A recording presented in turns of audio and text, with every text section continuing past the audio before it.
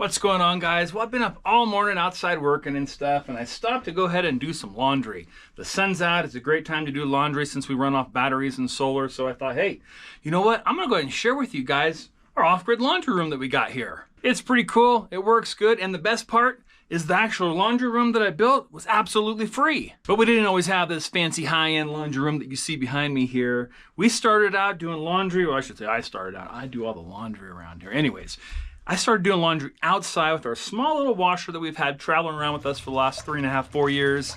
And well, I'm gonna share that with you. I'm gonna show you the evolution of our laundry experience living off-grid. Because I tell you what, for a family of 5, it's actually worked pretty well.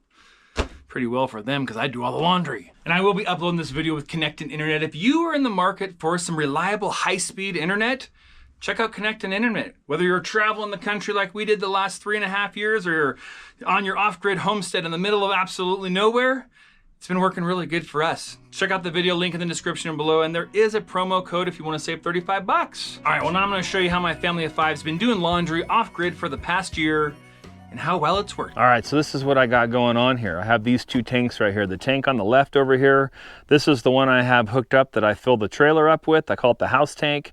And then this tank over here is the one we use for outside stuff. Like when we're filling up the washer to use the washer machine.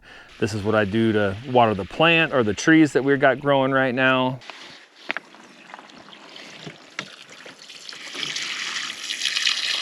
And the water just gravity feeds from the tank down to the washer. Probably wondering about that washer behind the washer. We got that, thought it worked, didn't work. We lost 100 bucks. Now it just blocks the wind. This clothesline worked amazing during the summertime. Well, something tells me summer's over. Can't quite put my finger on it, but something is different. Huh, I don't know, but summer's over. And it's getting colder and colder, and I need a place to dry my clothes. So with winter coming, I need a washroom. I have a little washer. We're getting a propane dryer, so I need a room to put that in that's out of the weather and stuff. Plus, I need a shed. And I got pallets. So I'm gonna go ahead and build me a little pallet shed laundry room. Should be great.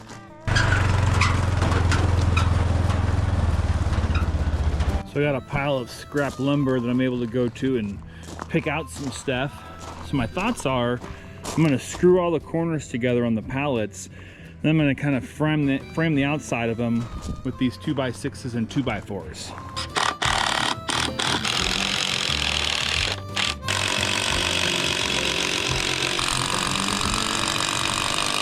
All right, got all that done. Now I'm going to go over to my pile because I got some plywood. I got some 5/8 tongue and groove that actually I got for free, like 30 sheets of it. So I'm gonna go grab some of those, and that's what a floor is gonna be.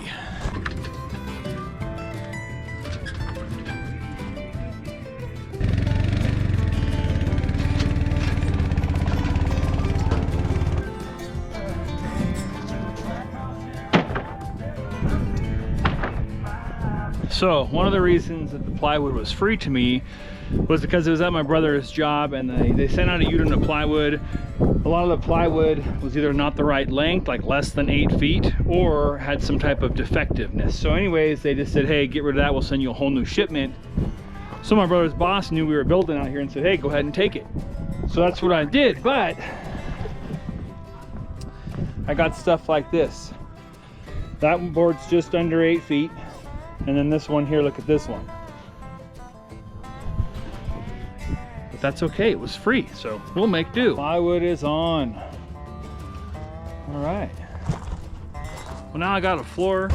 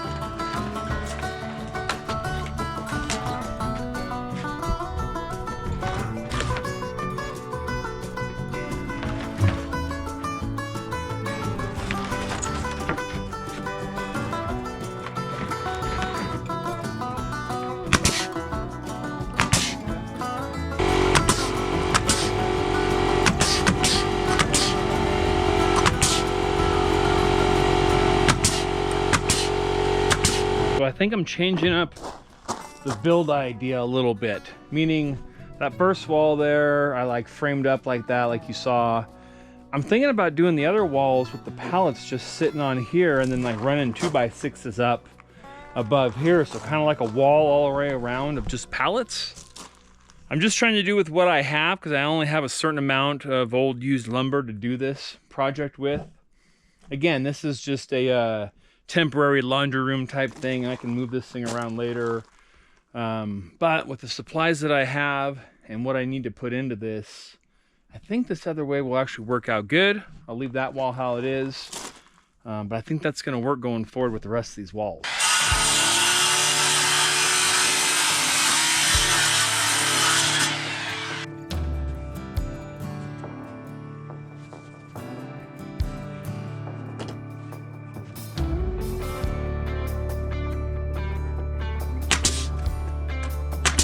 Well, this has got to be the oakiest thing I have ever built. But you know what? It was 100% free. Besides the nails and the screws, everything was 100% free. The plywood, the pallets, the wood, everything. So I'm just building what I can to make myself a free laundry shed. But yeah, I think this is where I'm ending for the day. I'm gonna cut this one back a little bit because I want a bigger door there after I added the 2x4s. Anyways, I want over a 3-foot door, maybe a 40-inch door or something. So I'm going to trim those back, and then there'll be another 2x6 that goes up. I put that board up there. It's kind of like a header board. So above the door is a little extra strength there. Looks pretty okey folky to me, but she gonna do the job.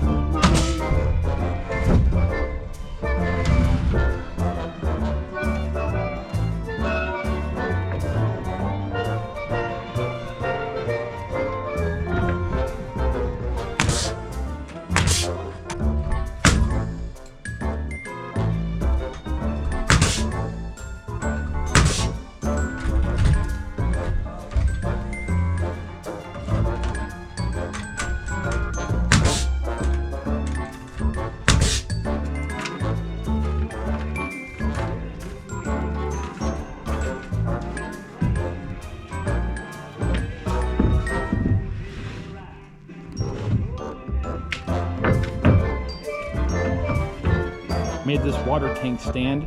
This is the water that feeds into the laundry room. Built some shelves over here to put some tools on, and it's a nice place to store my 750 watt Hitway e-bike. And here we are inside the fancy dancy laundry room. Turn this bad boy on. This turns on the power to the washer and dryer. And I only have tap cold, so that's what I use.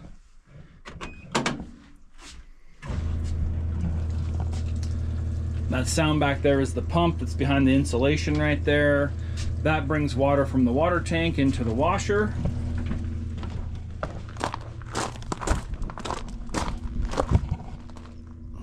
Right here, got the hose right here.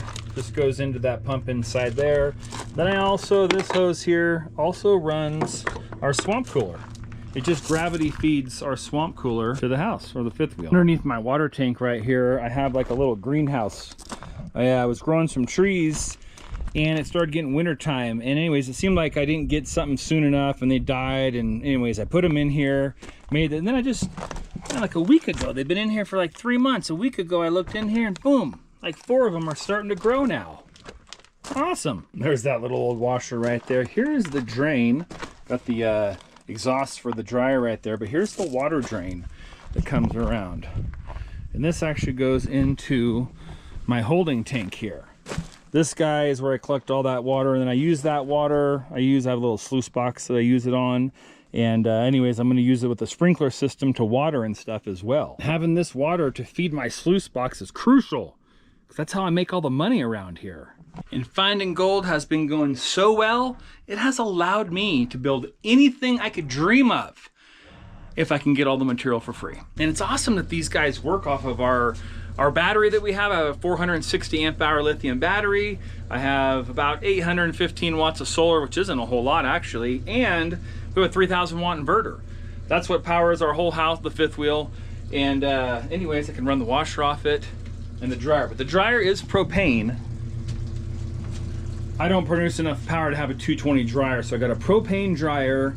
Just have a regular, this is like a 7-gallon or 30-pound propane tank. And man, it works great.